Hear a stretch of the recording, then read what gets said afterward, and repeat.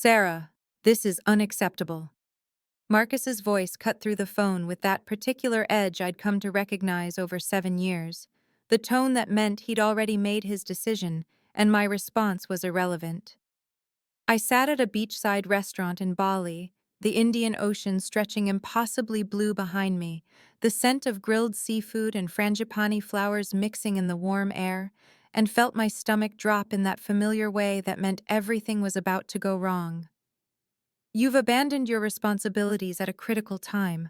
Projects are falling apart. Vendors are calling. The team doesn't know where anything is. I opened my mouth to respond, to explain that I'd left detailed documentation for every single project, that I'd briefed the operations coordinator twice before leaving, that I'd already handled 3 supposed emergencies via email in the 5 days I'd been here, but he rolled over my attempt to speak. We need people we can count on, Sarah. People who put the company first.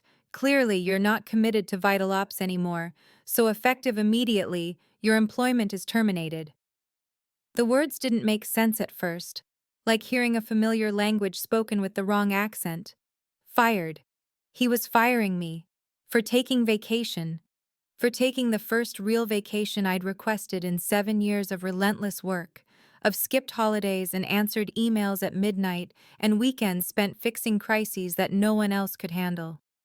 I was operations manager at a tech startup in San Francisco, or I had been until approximately 30 seconds ago, the person who held together every system and process that made the company actually function, while Marcus took meetings with investors and talked about his vision. I'd been employee number 5 when VitalOps was just 8 people in a cramped office south of Market Street, and I'd built the operational infrastructure that allowed us to grow to 45 employees, that made our supply chain software something clients actually trusted, that turned Marcus's ambitious ideas into functional reality. My salary was $68,000, which I knew was low for what I did, but I'd believed in the mission, believed in the promises of equity and promotion that were always just around the corner, always deferred for the right time that never quite arrived. The vacation approval had come grudgingly just 3 days before my departure. After I'd requested it 6 weeks earlier, after Marcus had said the timing was bad and couldn't I wait until next quarter, after I'd nearly canceled the trip twice because the guilt felt overwhelming. My sister Emma had practically forced me onto the plane, had planned this whole trip to Bali because she'd watched me burning out for years and knew I was running on empty. And now I sat across from someone at this restaurant, someone whose presence I'd barely registered because I'd been too caught up in the beauty of this place and the unfamiliar sensation of genuine rest. And Marcus's words were still echoing in my ears, while my mind raced through immediate panic about rent due in 2 weeks, and student loans, and my mother's assisted living costs that I helped cover every month. Before continuing the story, please subscribe. I need to reach 1,000 subscribers to be able to bring you stories like this every day. For you, it's just a click, but for me, it means a lot. I'd joined VitalOps in March of 2016 when it was barely more than an idea, and 8 people crammed into a converted warehouse space that still smelled like the coffee roasters who'd occupied it before us. Back when Marcus was charismatic and energizing and made you believe we were building something that mattered, something that would revolutionize how mid-sized companies manage their supply chains. I was employee number 5, hired as operations coordinator for $42,000 a year, and I'd thrown myself into the work with the kind of intensity that came from genuinely believing I was part of something meaningful. Within 6 months, I'd built the entire operational framework that allowed us to actually deliver on Marcus's promises to our first real clients. The systems and processes that transformed his vision from PowerPoint slides into functional reality. The inventory management system I designed and implemented in 2017 saved our clients an average of $200,000 annually by optimizing reorder points and identifying redundant stock. And I knew that number exactly because I'd tracked it meticulously, documented every improvement, provided Marcus with detailed reports that he presented to investors as his own strategic initiatives. I'd cultivated relationships with 17 different vendors across 4 countries, learning their communication styles and delivery constraints and payment preferences, turning transactional arrangements into genuine partnerships that gave VitalOps reliability that our competitors couldn't match. And when our main supplier in Taiwan suddenly went bankrupt in 2019 and threatened to derail projects for 8 major clients, I was the one who worked 70-hour weeks for a month straight to source alternatives and renegotiate contracts and personally manage the transition so seamlessly that most clients never knew there'd been a crisis. Marcus presented that success story at a tech conference 3 months later as an example of his leadership under pressure. He had a gift for that, for taking the work that happened in the operational trenches and repackaging it as executive vision, for presenting my documented processes as his innovative frameworks, for describing vendor relationships I'd spent years building as though they were the natural result of the company's strong market position rather than countless patient conversations and reliability I'd personally guaranteed. I'd watched him do it for 7 years and told myself it didn't matter, that I wasn't in this for recognition, but because I believed in what we were building, that promotions and equity and proper compensation would come eventually if I just kept proving my value, kept being indispensable, kept making Marcus look good to investors and clients, and the growing team that relied on the systems I'd created. My title stayed operations manager, even as my responsibilities expanded to director level and then beyond, even as I managed a team of 6 and oversaw projects that represented millions in client contracts, and my salary crept up to $68,000 through annual increases that Marcus presented as generous, even though I knew they were 20 to 30,000 below market rate for what I actually did. I hadn't taken a real vacation in 7 years, not since I'd started at VitalOps in 2016, just long weekends here and there, where I'd still check emails constantly, and field calls about vendor issues or implementation problems that apparently only I could solve, and even holidays like Thanksgiving and Christmas were working holidays where I'd spend half the day with my laptop open, making sure nothing fell apart while the rest of the company enjoyed actual time off.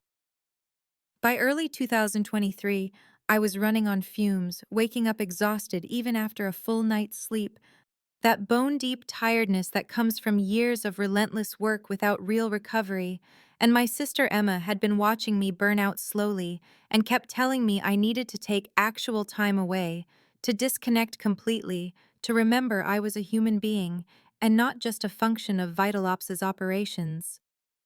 I'd finally requested 2 weeks off in April, 6 weeks in advance to give plenty of notice, for a trip to Bali in June that Emma had been planning, something I'd dreamed about for years. Those pictures of rice terraces and temples and beaches that seemed to exist in some parallel universe where people actually rested and experienced beauty instead of just optimizing supply chain logistics.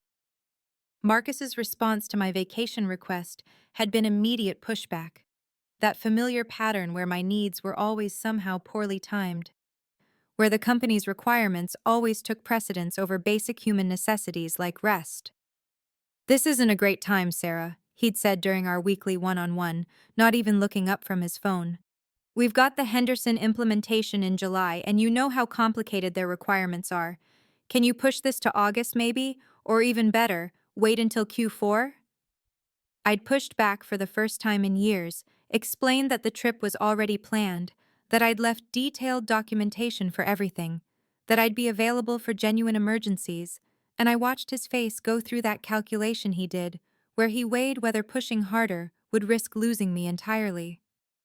The approval came grudgingly 3 days before my departure date, so late that I'd almost canceled twice because the guilt felt crushing, because 7 years of conditioning had taught me that my value was measured by my constant availability, that taking time for myself was somehow betraying the company I'd helped build.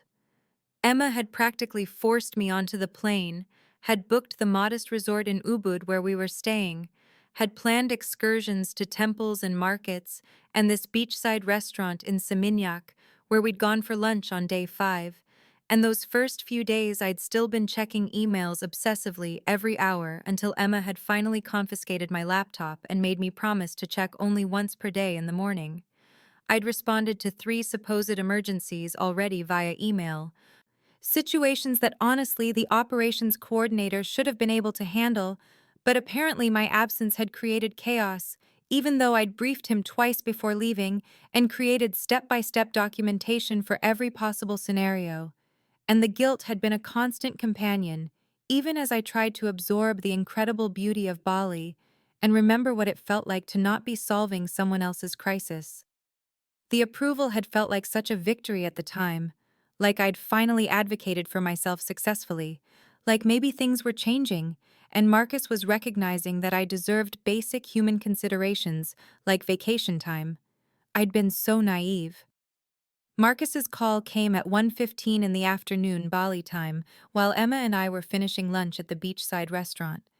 That same place in Seminyak where we'd watch the waves, and finally, I'd started to feel something like relaxation settling into my shoulders, and when I saw his name on my phone screen, my stomach clenched with that familiar anxiety that told me 7 years of conditioning don't disappear in 5 days of vacation.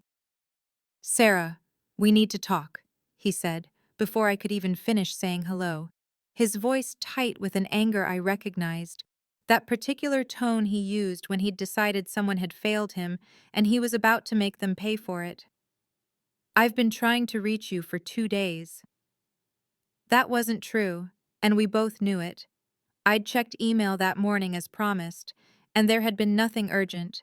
Just the usual operational questions that Jason, the operations coordinator, should have been handling, and I'd responded to the 3 messages that seemed time-sensitive, even though none of them actually were.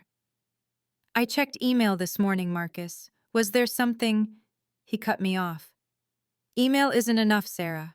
We have a crisis with the Henderson implementation, and you're just completely unreachable, off enjoying yourself while the company is falling apart." The unfairness of it hit me like a physical blow, the way he could rewrite reality so confidently, and I felt Emma watching me across the table, her expression shifting from curious to concerned. "What's happening with Henderson?" I left 3 different documentation files for their implementation, and Jason has my crisis protocols. "Your protocols don't cover this," Marcus said, his voice going cold in that way that meant he'd made a decision and was now just delivering the verdict. "The truth is, Sarah, this vacation request was poorly timed and you knew it.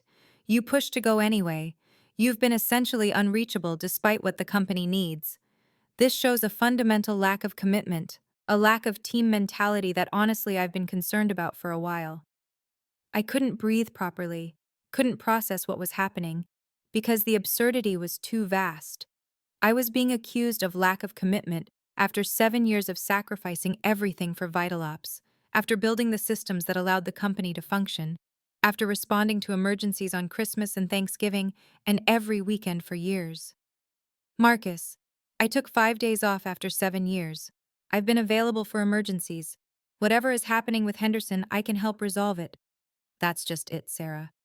We need team players who are present, who don't abandon their responsibilities midstream. I've been talking with the leadership team and we've decided this isn't the right fit anymore." The words didn't make sense at first, like he was speaking a language I'd forgotten how to parse. "What do you mean, not the right fit?" "I'm letting you go, effective immediately. Security will pack up your desk and will mail your belongings to your address on file. You'll receive your final paycheck for time worked through today." The restaurant noise seemed very far away, the ocean and the conversations, and Emma's sharp intake of breath as she realized what was happening. "You're firing me? While I'm on vacation? The first vacation I've taken in 7 years? I'm terminating your employment due to your unavailability during a critical business period and your demonstrated lack of commitment to the team," Marcus said, each word precise and rehearsed, legal language that he'd probably prepared with consultation, protecting the company from any liability. "This is effective immediately. Don't contact anyone on the team or try to access company systems. We'll be in touch about final logistics." He hung up before I could respond, before I could defend myself or argue or even process what had just happened. And I sat there holding my phone with the tropical sun warm on my shoulders and the sound of waves in the background, feeling like the ground had disappeared beneath me. I retreated to our room at the resort immediately after the call ended, moving through the lobby in a daze while Emma followed close behind, her hand on my shoulder, her voice saying something I couldn't quite process because my brain was spinning with the immediate practical catastrophe unfolding in real time. And the moment I got inside, I pulled out my laptop despite Emma's protests, her saying, "Sarah, you need to breathe, you need to process this." But I couldn't breathe, couldn't process, could only think about damage control because 7 years of conditioning had taught me that when things went wrong at VitalOps, my job was to fix them, and even though I no longer had a job, the instinct was overwhelming. I started frantically documenting everything I could remember, opening files and typing notes about project statuses, vendor contacts, ongoing implementations, all the institutional knowledge that lived in my head because I'd never had time to properly document it all, afraid that Marcus would blame me for any failures that happened after my departure, that he'd tell people I'd sabotaged things or left them in chaos, and I needed evidence that I'd done everything possible to ensure smooth operations. I tried to log into the VitalOps systems to download my files, my documentation, the evidence of my 7 years of work, and discovered I was already locked out, my credentials invalid, access revoked with an efficiency that felt like erasure. Like those 7 years could be deleted with a few keystrokes, and suddenly I'd never existed there at all.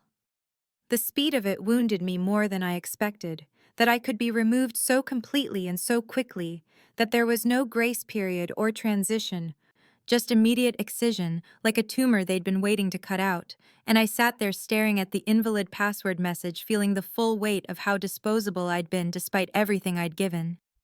Emma physically closed my laptop after 10 minutes of watching me spiral, her hands firm on mine, her voice cutting through the panic. "Sarah, stop. You don't work there anymore. You don't owe them anything. Let it fall apart if it's going to fall apart." But the panic wouldn't stop because my brain was already calculating the financial disaster. Rent was $2,400 due in 3 weeks. My student loan payment was $340 monthly. I sent my mother $500 each month to help with her assisted living costs because her Social Security didn't cover everything, and I had maybe 3 months of expenses saved if I was extremely careful. And that was without any unexpected costs or emergencies. I'd been so careful with money for 7 years, living modestly while Marcus drove his Tesla and talked about his wine collection, saving what I could despite the inadequate salary because I'd believed in eventual equity and promotions, and now that careful saving was all that stood between me and complete financial collapse. Emma made me lie down, brought me water, sat beside me while I stared at the ceiling fan rotating slowly, and tried to understand how my life had imploded so completely in the span of a 15-minute phone call. By evening, she insisted we go out for dinner, wouldn't let me hide in the room, practically dragged me back to the same beachside restaurant where the firing had happened just hours earlier, and I went because I was too exhausted to argue, moving through the world like I was watching myself from a distance, everything slightly unreal and muted.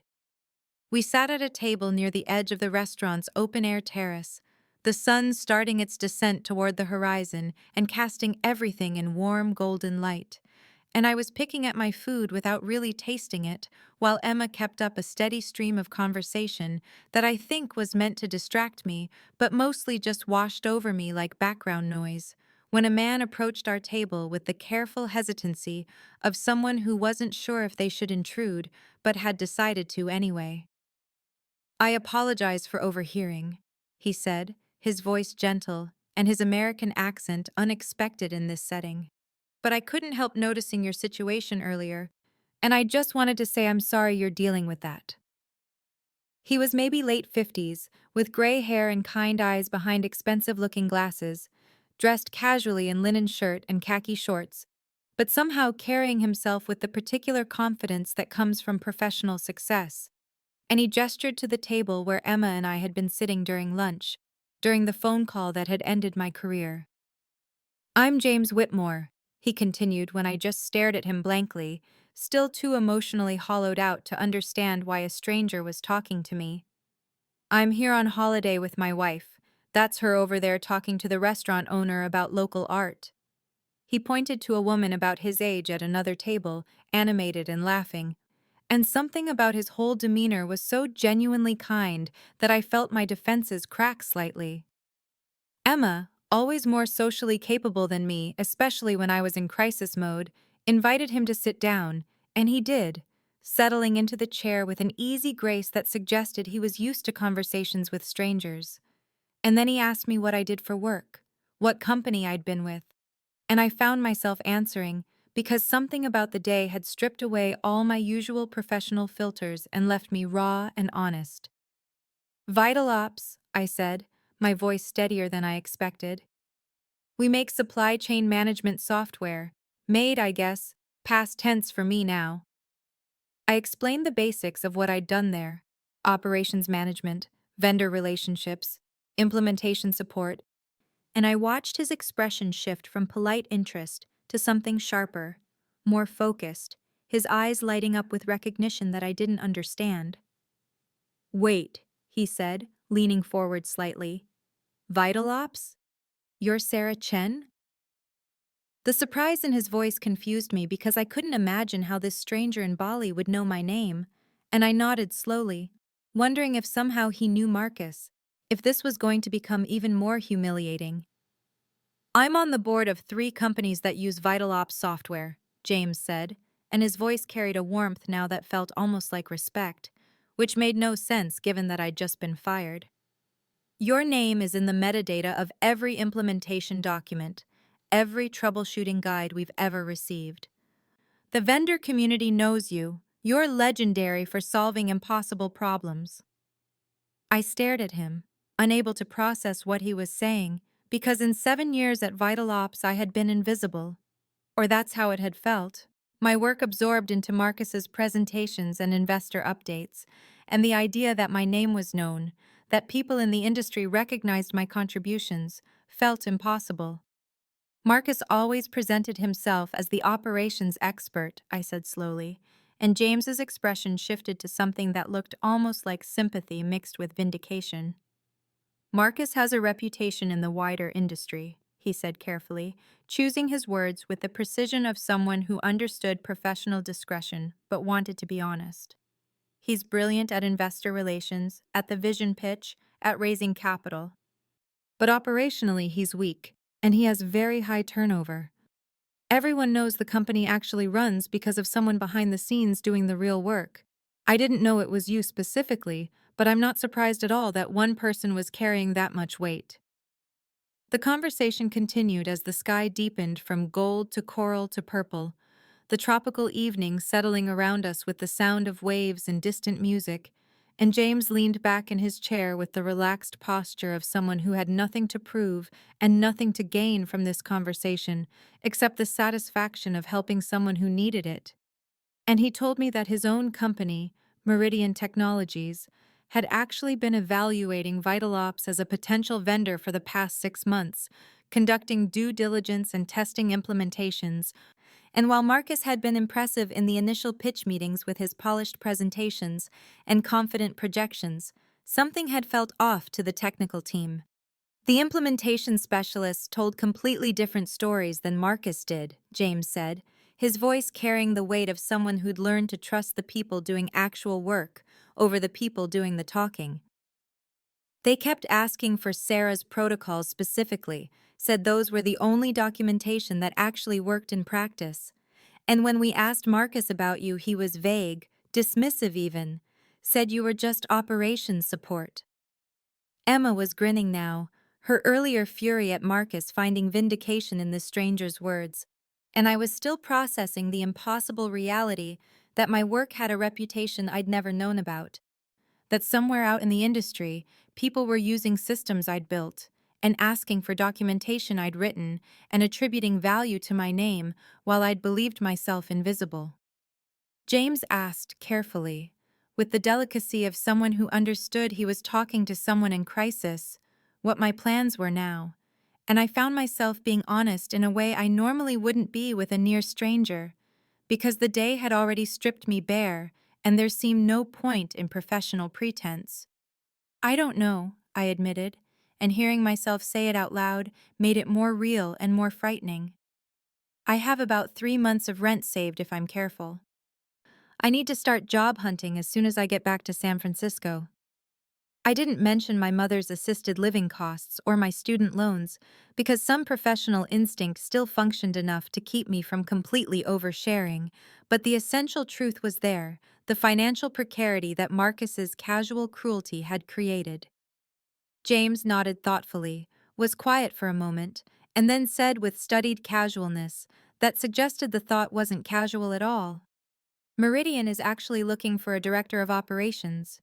We've been searching for about 4 months now, haven't found the right person." He didn't offer directly, didn't make it a job interview there at the restaurant table, but the implication hung in the air between us. A possibility I was afraid to even consider, because it seemed too convenient, too fortunate. The kind of coincidence that didn't happen in real life. He pulled out his wallet and extracted a business card, heavy stock with elegant lettering, and slid it across the table to me. "Email me when you're back in the States," he said. "Even if just to talk, to get advice on the job search. But I'd be interested in having a real conversation about Meridian." His wife joined us then, introduced herself as Caroline, and she was equally warm and genuine, asking about our trip and our lives with the kind of interest that felt real rather than polite.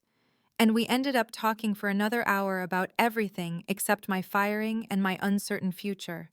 Just conversation about travel and Bali and San Francisco and life. And it was the first time in years I could remember feeling professionally valued, not for what I could do for someone, but simply for who I was and what I knew. When we finally said goodbye and they returned to their table, Emma grabbed my hand and squeezed it hard, her eyes bright with tears and vindication. And I sat there holding James's business card and feeling something shift inside me. The first small movement from devastation toward hope. The next few days unfolded in a strange liminal space where I oscillated between moments of pure panic that left me breathless and shaking in my hotel room at 3 in the morning, and periods of tentative hope that felt dangerous to indulge because hope could be crushed, and I wasn't sure I could survive another devastation. And Emma watched me with concern, but also with a fierceness that suggested she believed in possibilities I couldn't quite see yet. I researched Meridian Technologies obsessively on my laptop, reading every article and press release and financial report I could find, and the scope of the company overwhelmed me because it was a major player in enterprise technology with $400 million in annual revenue and offices in 7 countries and a reputation for innovation and treating employees well. And the idea that I could work there, that someone like James who sat on their board thought I might be qualified, seemed impossible given that I'd spent 7 years being told implicitly and sometimes explicitly that I was lucky to have any job at all. I looked up salary ranges for director of operations positions at companies of Meridian's size and saw figures around $145,000 plus equity, and the number felt fantastical compared to my $68,000 salary that had barely moved in 7 years. And I found myself calculating what that kind of money would mean. How I could pay my student loans more aggressively and cover my mother's assisted living costs without the constant anxiety that had become background noise in my life, and maybe even save something for the future. I updated my resume, and the process was painful because I realized how much I'd undersold myself, how Marcus's shadow had made me minimize my own achievements, how I'd written everything in passive voice as if the systems I'd built had somehow created themselves, and I had to consciously rewrite each bullet point to say, "I developed," and "I implemented," and "I managed," instead of "contributed to," and "assisted with," and all the self-diminishing language I'd learned to use. I discovered through LinkedIn that 2 former VitalOps employees, Daniel and Priya, now worked at companies that used our software, and I remembered they'd both left after clashing with Marcus over credit and recognition. And I reached out to them carefully, not sure what I was looking for except maybe confirmation that I wasn't crazy, that the patterns I'd experienced were real. We set up a video call and both of them confirmed everything I'd feared and hoped. Daniel telling me that Marcus took credit for the vendor management system that I'd built, and Priya explaining that she'd left after Marcus presented her crisis management protocols to investors as his own strategic thinking. And both of them said variations of the same thing, that Marcus was threatened by competence, that the company succeeded despite him not because of him, that they'd watched him systematically erase the contributions of everyone who actually did the work. They encouraged me to document everything I could remember about my contributions, every system and process and protocol, because they said my work had value independent of Marcus's acknowledgement, and I spent the last 2 days in Bali creating a comprehensive record of 7 years of work. And for the first time, I saw clearly what I'd built and understood why James had recognized my name. The return to San Francisco felt surreal in the way that re-entry always does after travel, but amplified by the fact that I was returning to a life that had been fundamentally dismantled, and the box of my belongings from VitalOps was waiting on my apartment doorstep when I arrived. A medium-sized cardboard container that somehow held 7 years of my professional life. And when I opened it, I could see immediately that security had packed it carelessly, with my framed certification from the Operations Management Institute cracked in one corner, and my coffee mug shattered at the bottom, and some personal items missing entirely, including the small plant I'd kept on my desk, and the photo of my mother and Emma that had sat beside my monitor. There was no severance offer, no final paycheck beyond what I was owed for days worked, no acknowledgement that I'd given 7 years of my life to building something that Marcus would continue to profit from, and I learned later that companies under 20 employees in California weren't legally required to provide severance, which meant Marcus had no obligation beyond basic decency, which apparently wasn't compelling enough. I filed for unemployment that afternoon, sitting at my kitchen table with the forms spread before me and the reality of my situation settling into my bones. The fact that I had maybe 3 months of runway if I was careful, if nothing unexpected happened, if my mother's assisted living costs didn't increase and my student loan servicer didn't reject my deferment request and my landlord didn't decide to raise rent. I composed an email to James that took me 2 hours to write, because I kept deleting and rewriting every sentence, trying to strike the right balance between professional and grateful, between interested and not desperate, and I finally sent something that thanked him for the conversation in Bali and mentioned that I was back in San Francisco and actively exploring opportunities, and would welcome the chance to talk further about Meridian if that was still something he thought might be worth pursuing. His response came within 3 hours, and the speed of it surprised me. A warm email saying that Patricia Vance, Meridian's CEO, was very interested in speaking with me, and could I do a phone interview in 3 days, and suddenly the theoretical possibility became terrifyingly real.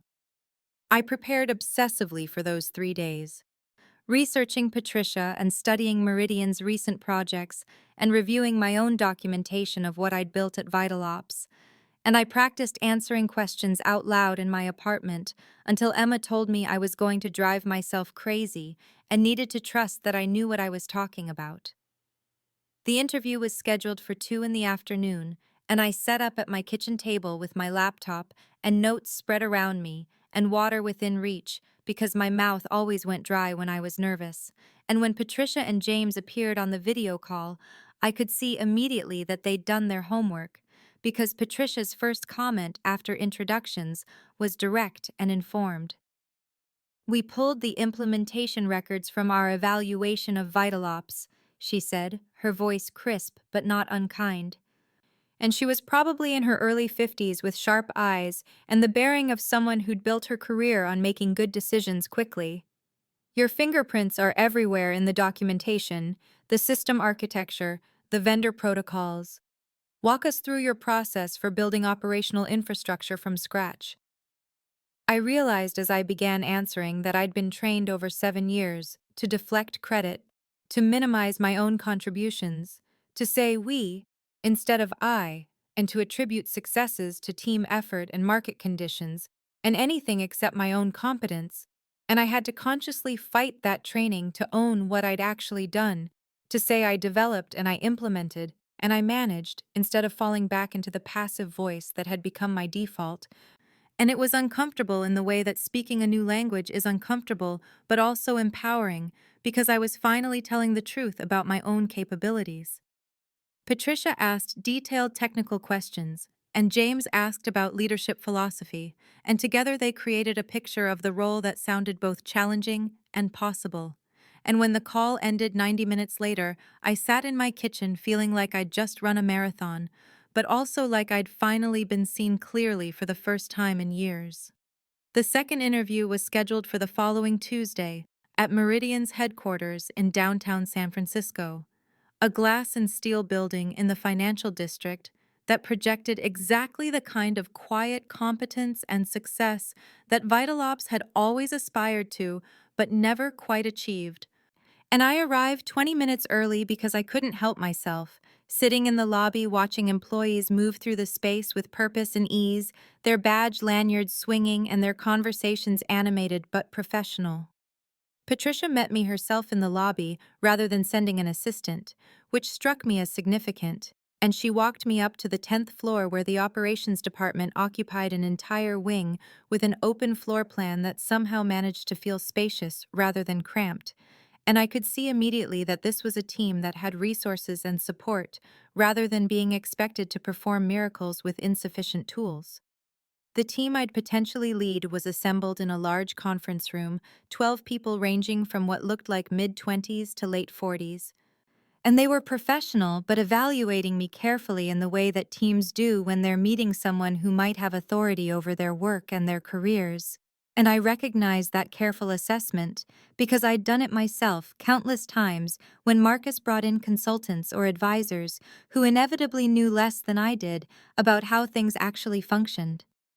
Patricia introduced me with genuine warmth, mentioning my background at VitalOps and my track record with operational systems. And then she turned the floor over to me to present my philosophy and approach. And I'd prepared for this by distilling 7 years of hard-won lessons into a coherent framework that I could articulate clearly. I explained my belief in systems thinking, the idea that operations isn't about firefighting individual crises, but about building infrastructure that prevents crises from occurring in the first place. And I talked about vendor relationships as partnerships rather than transactional arrangements, because the suppliers who felt valued and respected were the ones who went beyond contract minimums when you needed them to. And I emphasized documentation as insurance, the unglamorous work of recording processes and decisions that seemed tedious until the moment someone needed to understand why something was done a certain way or how to replicate a success. The team asked good questions, specific and technical, about how I'd handle capacity planning and vendor evaluation and team coordination, and I could feel them warming slightly as I answered with concrete examples rather than management speak abstractions. But then a woman in her 30s with sharp eyes and a software engineer's directness asked the question I'd been both expecting and dreading. "How do we know you can lead?" she said, her tone not hostile but genuinely inquiring, and she continued before I could answer. "Your title at VitalOps was Operations Manager, not Director, and you were there 7 years. Why didn't you advance? And how do we know you can handle a team this size with this much complexity?" The room went quiet, and I saw Patricia watching me carefully to see how I'd handle the challenge. And I realized this was a test, not just of my answer, but of whether I could be honest and confident simultaneously, whether I'd make excuses or own my narrative. And I paused deliberately before responding because I wanted to get this exactly right. "That's a fair question," I said, meeting her eyes directly, and I kept my voice level and clear. I built and ran operations for a company that grew from 8 people to 45 people over 7 years. I developed every system they use, managed relationships with 30-plus vendors, handled crisis management and capacity planning and team coordination. I just wasn't given the title or the credit. My boss took credit for the work I did and presented it as his own strategic thinking, and I stayed because I believed in the mission and kept hoping things would change. I paused and then added, I'm not interested in repeating that pattern, which is why the clarity of this role appeals to me. Director of Operations means I'm accountable for results, but also recognized for contributions, and that alignment is what I'm looking for. The engineer nodded slowly, and I saw respect flicker across her face, and several other team members exchanged glances that suggested my honesty had landed well. And the questions continued, but with a different quality now, more collaborative than evaluative. And by the time Patricia wrapped the meeting an hour later, I felt like I'd shown them who I actually was, rather than performing some version of what I thought they wanted to see. Patricia walked me back down to the lobby, and her demeanor had shifted into something more decisive, and she said, Can you wait here for 15 minutes?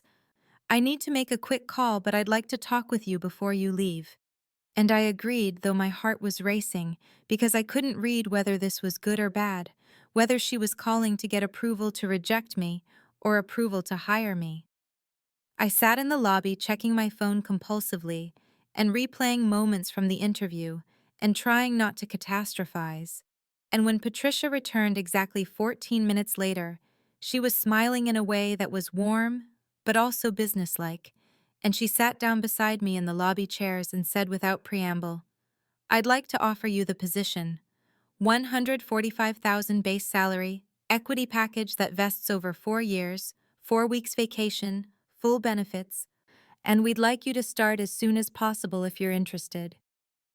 The number hit me with physical force even though I'd expected it from my research, because hearing it offered officially made it real in a way that speculation hadn't, and I felt tears prick my eyes unexpectedly and had to blink them back because I was not going to cry in Meridian's lobby on what should be one of the best professional moments of my life. Yes, I said, and my voice came out steadier than I felt. Yes, I'm very interested. I'd be honored to accept. I accepted Patricia's offer in the lobby that afternoon with a handshake that felt like sealing something more than an employment contract. And I didn't owe VitalOps a 2-week notice since Marcus had terminated me rather than allowing me to resign, but I used those 2 weeks before starting at Meridian to prepare myself mentally and practically for a role that felt simultaneously natural and terrifying. Updating my wardrobe slightly, because I'd been dressing for a startup environment where hoodies were acceptable, and now I needed to project director-level authority, and reading leadership books that Emma kept recommending, and I'd always been too exhausted to consider.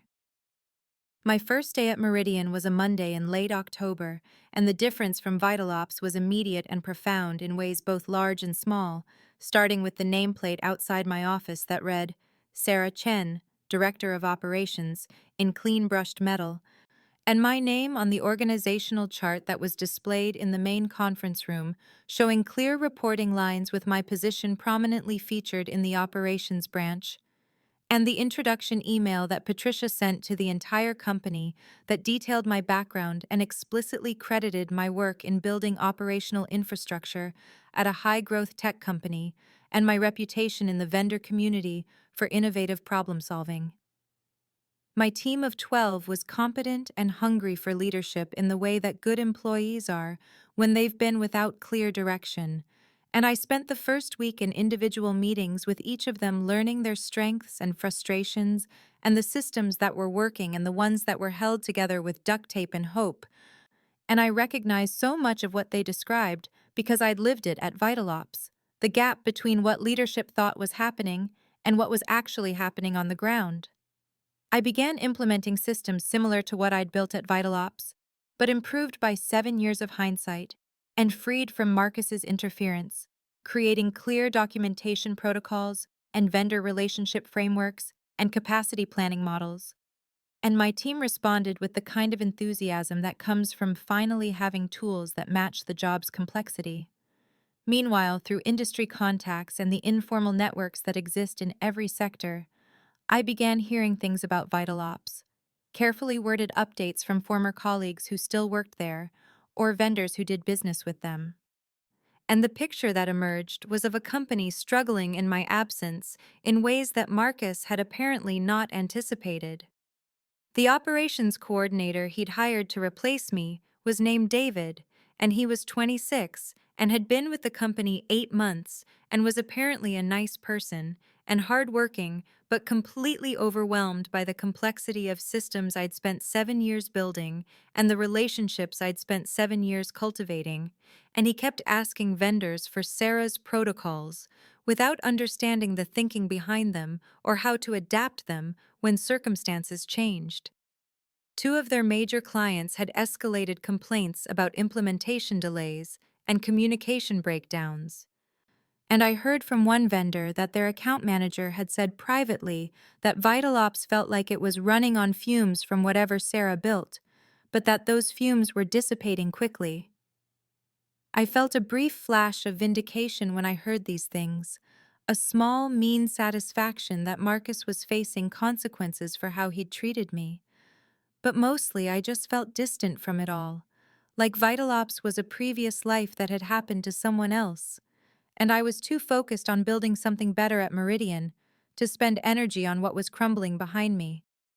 3 months into my role at Meridian, I found myself thriving in ways I hadn't quite believed possible during those early uncertain weeks. And the evidence was everywhere, from the way my team had coalesced into a genuinely high-performing unit to the successful completion of two major infrastructure projects that Patricia praised explicitly in company-wide meetings, crediting me by name and describing my strategic thinking in terms that made me simultaneously proud and slightly uncomfortable because I still wasn't fully accustomed to having my contributions acknowledged publicly. My confidence had rebuilt itself gradually, but unmistakably, showing up in small moments like speaking up in executive meetings, without second-guessing myself or pushing back on unrealistic timelines with clear data-driven explanations, instead of just absorbing impossible demands. And that internal shift manifested in external changes too, as I moved from my cramped studio in the Tenderloin to a one-bedroom apartment in Noe Valley, with actual sunlight and a kitchen where I could cook instead of just reheating takeout. And I took my mother to dinner at a restaurant she'd mentioned wanting to try for years, but that we'd always agreed was too expensive. And I started making aggressive payments on my student loans, instead of just covering minimums and watching interest accumulate like some kind of financial punishment for having pursued education.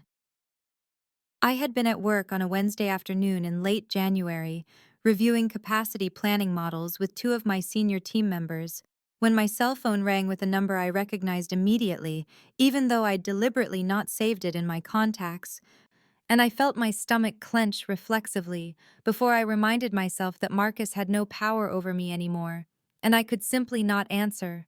But curiosity won out over caution, and I excused myself from the meeting and stepped into my office and closed the door before accepting the call.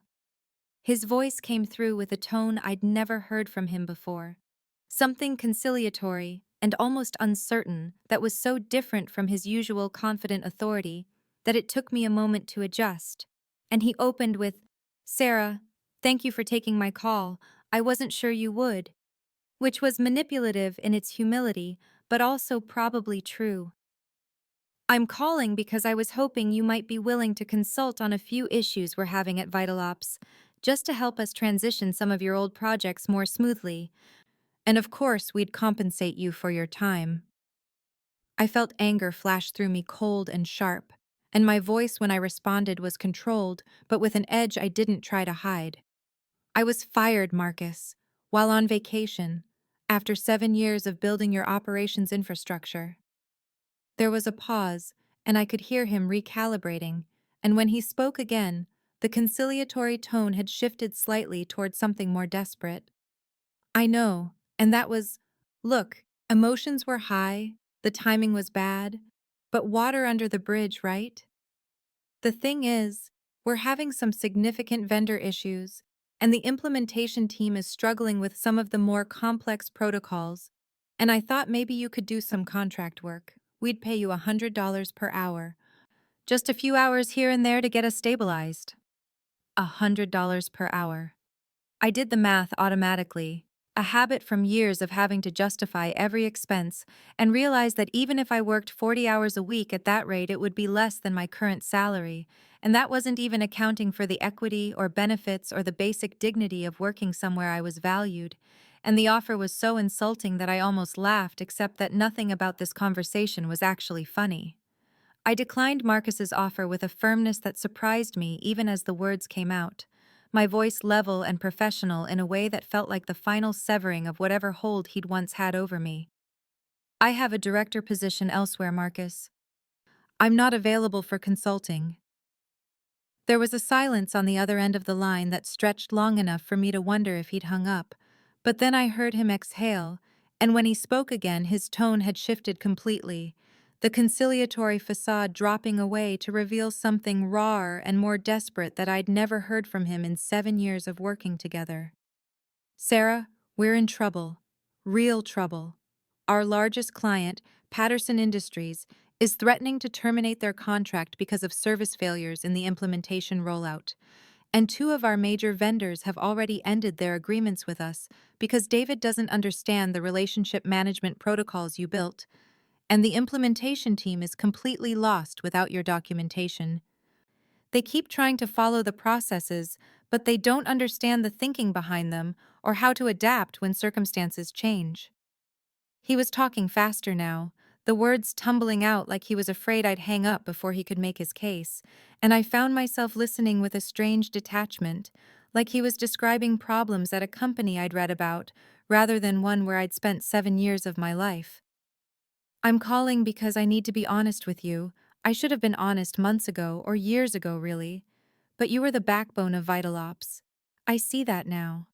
Everything that worked, everything that made us successful, it was your systems, and your relationships, and your problem solving. And I took credit for it, and I minimized your contributions, and I fired you when you took a vacation you'd earned 10 times over. And I was wrong.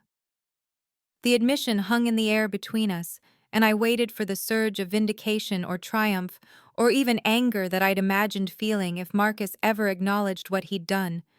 But what I actually felt was nothing, or not nothing exactly, but rather a profound distance, like he was apologizing for something that had happened to someone else in a life I'd moved beyond.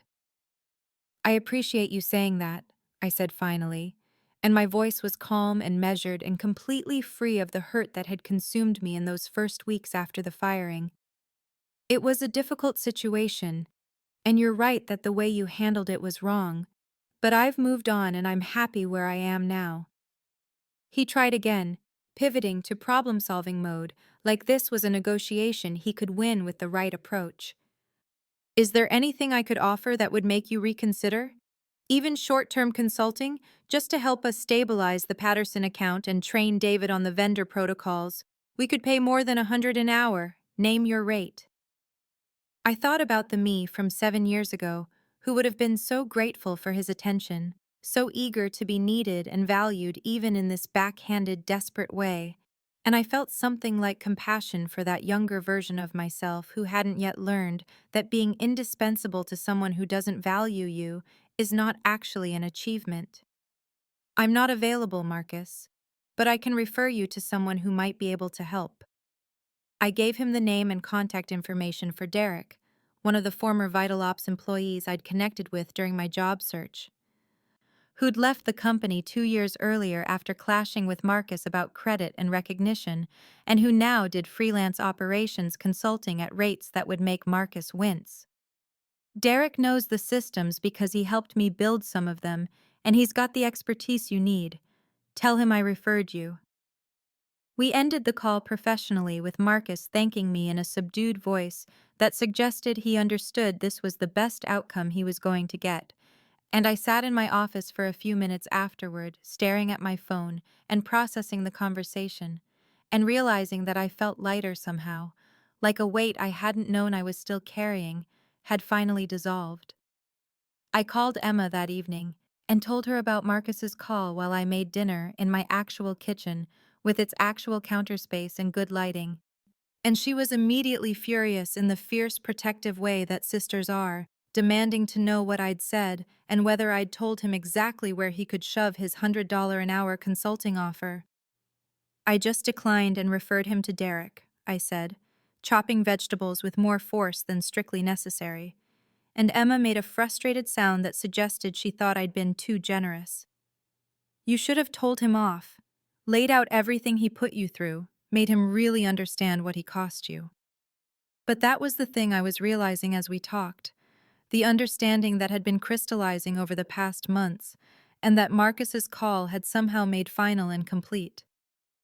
I didn't need to make him understand, didn't need his acknowledgement or his apology or his belated recognition of my worth.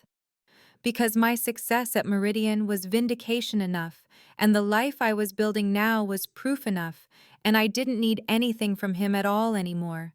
Not anger or closure or satisfaction, just distance and the freedom to move forward without his shadow following me.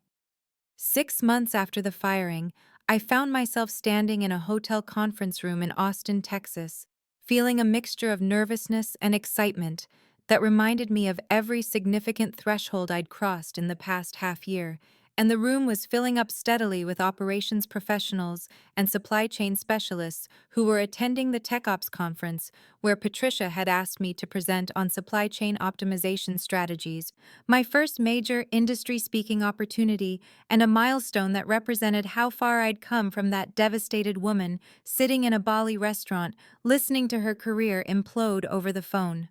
I had prepared obsessively for this presentation, the way I prepared for everything that mattered, spending evenings refining slides and rehearsing transitions and anticipating questions. But I'd also learned in my months at Meridian to trust my expertise, rather than second-guess every choice. And when I walked to the front of the room at 2 o'clock that Thursday afternoon, I felt confident in a way that was new and still slightly unfamiliar, but increasingly solid. The presentation went well from the first slide, my voice steady as I walked through case studies from Meridian's recent infrastructure optimization project and shared frameworks for vendor relationship management that I'd developed over years of practical application. And I could see people taking notes and nodding and leaning forward with the kind of engaged attention that meant the content was landing. And during the Q&A session, the questions were thoughtful and specific rather than generic, with one woman from a logistics company asking about scaling protocols across multiple regions and a man from manufacturing wanting details about my documentation systems. When the session ended, people approached with more questions and compliments, exchanging business cards and asking if I did consulting work. And I felt a deep satisfaction that had nothing to do with external validation and everything to do with knowing I was sharing knowledge I'd earned through experience and helping others solve problems I understood intimately. I was talking with a small group near the front of the room when I glanced toward the back and saw Marcus standing near the exit, and the shock of recognition made me lose my train of thought for just a moment before I recovered and finished answering the question I'd been asked. He stayed where he was while I wrapped up the remaining conversations, and when the room had mostly cleared, he approached carefully with an expression that was cautious and almost humble, so different from the confident authority he'd always projected at VitalOps that it reinforced how much had changed for both of us. "That was impressive, Sarah," he said, and his tone was genuine rather than patronizing. "Really impressive. I stayed for the whole presentation." I thanked him with professional courtesy while studying his face and noticing the stress lines that seemed deeper than I remembered and the slight tension in his shoulders that suggested the pressure he was under. He continued after a brief pause, filling the silence with information I hadn't asked for, but that he seemed to need to share. "Derek, the consultant you referred me to, he's been helping us stabilize some of the operational issues. We're surviving, but it's been difficult. Patterson Industries decided to stay, but we're on probation with them, and we've had to rebuild several vendor relationships from scratch." I listened without commenting, and he shifted his weight and looked directly at me with an intensity that seemed effortful. "I owe you an apology, Sarah. A real one, not the inadequate attempt I made on the phone. I didn't value you properly when you were at VitalOps. I took credit for your work. I minimized your contributions. I paid you far less than you were worth. And then I fired you for taking a vacation you'd earned 10 times over. The firing was wrong. You deserved so much better than how I treated you. I accepted Marcus's apology with measured grace that came from a place of genuine peace rather than performance, meeting his eyes directly as I spoke with a calmness that reflected how far I'd traveled from the devastated woman he'd fired 6 months earlier. I appreciate you saying that, Marcus. It was a difficult time, and you're right that I deserved better treatment, but I've landed somewhere that's better suited to my skills and where my contributions are recognized. He nodded slowly, and I could see him processing my words and weighing whether to push further. And after a moment he did, his voice careful but hopeful, in a way that suggested he'd been planning this ask. Have you ever thought about coming back? I know that sounds absurd after everything, but VitalOps could be different now. I could make you COO with real equity, real authority, your name on everything you build. It would be your company as much as mine. There was a time when an offer like that would have meant everything to me, would have felt like the validation I'd spent 7 years working toward. But standing in that conference room in Austin with my successful presentation behind me and my thriving role at Meridian waiting for me back in San Francisco, I felt absolutely nothing except a mild surprise that he thought I might consider it. I'm happy where I am, Marcus, truly happy. Meridian is the right fit for me, and I'm building something good there. I hope you find the right person for VitalOps, someone who can help you create the culture and systems you need. I said it kindly but finally, and I saw the moment he understood that this conversation was over and that whatever he'd hoped to accomplish by coming to my presentation wasn't going to happen. We shook hands professionally, and I watched him leave the conference room. And as the door closed behind him, I felt fully free from that chapter of my life in a way I hadn't quite achieved even during these past months of success. Like his physical departure was also the departure of the last shadows he'd cast over my sense of my own worth. I met Patricia for dinner that evening at a restaurant near the conference hotel, and we talked about the presentation and the connections I'd made and the positive feedback she'd already heard from other attendees. And then she mentioned almost casually that the board had been discussing organizational growth and that my name had come up in conversations about VP-level positions that might be created in the next 12 months. I felt a surge of excitement that was grounded and real rather than desperate, the kind of professional ambition that comes from confidence rather than from trying to prove something. Back home in San Francisco the following week, I found myself reflecting on the entire journey during a quiet Saturday morning in my apartment, drinking coffee and looking out at the city, and thinking about how the firing that had felt so devastating had actually been liberation from a situation I'd stayed in too long, out of misplaced loyalty, and the mistaken belief that persistence in the face of poor treatment was somehow admirable. Sometimes the worst thing that happens forces the best change, pushes you out of comfortable misery into uncomfortable growth that leads somewhere better than you could have planned.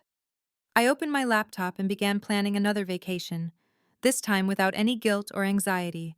Just the confident pleasure of someone who knew her worth wasn't dependent on being constantly available or proving her dedication through self-sacrifice. I drafted an email to James Whitmore and his wife Linda, thanking them for the conversation in Bali that had changed my trajectory, telling them about the Meridian role and the conference presentation, and how that chance encounter had been the beginning of everything good that followed. Their response came the next morning, warm and congratulatory, with an invitation to visit them in Seattle if I was ever in the area.